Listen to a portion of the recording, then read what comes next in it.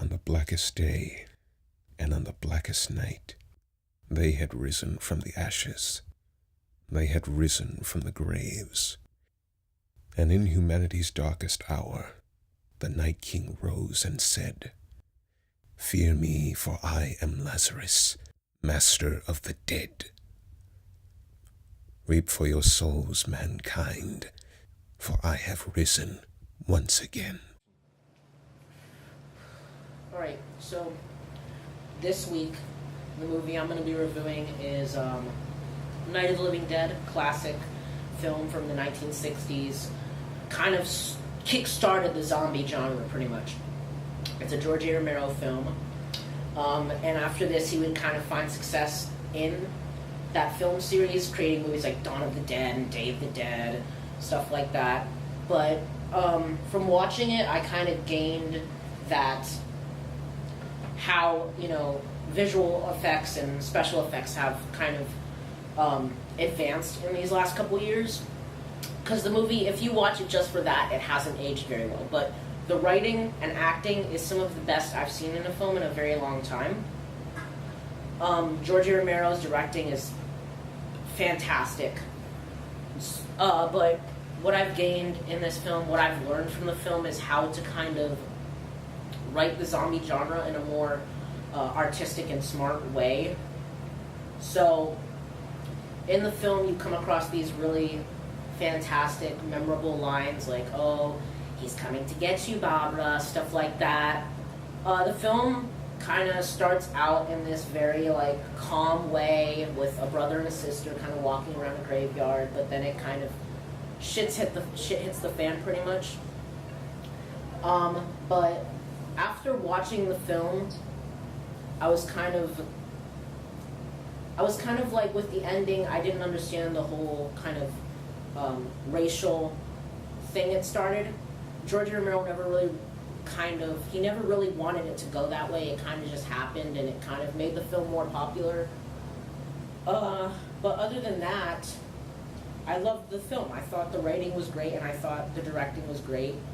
My favorite scene in the film is when Ben is trying to get back in the house when he's surrounded by this horde of zombies, and one of the other characters, I forget his name, but he's like the dick of the movie. There's always a dick of the movie. He's the dick of the film, and he doesn't let Ben back in, so somebody else has to let Ben back in. And when Ben gets back in, you're kind of thinking, oh, he's just going to yell at him or something like that, but Ben just shoots him. He just shoots him right in the gut, and the dude dies and turns into a zombie later on, which makes me like Ben a little bit more, because he's such a character that really is like, he doesn't fit the typical zombie cliche character where they're just really stupid. Everybody else in the film is fucking dumb. Like, they're so fucking stupid. But Ben is the only character like you're really rooting for, and you're hoping that he survives and gets out in the end, because he doesn't take shit from anybody. He doesn't take shit from anyone. He literally slaps a bitch in the film just because he's pissing her off. Like, he apologizes later, but I love him. He is my favorite character in the whole film. And I think in the remake later on, I forget who plays him. Charlie, who plays Ben in the remake? Is Ben the main character? Ben is the main character, yeah. Alright, so what's it? Tony Todd. Tony Todd.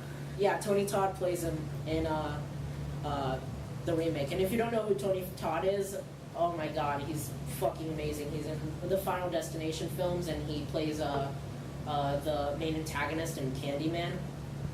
But yeah, Ben is like, he's fucking awesome. He's my favorite thing about the film, is Ben. Just Ben. He's fucking great.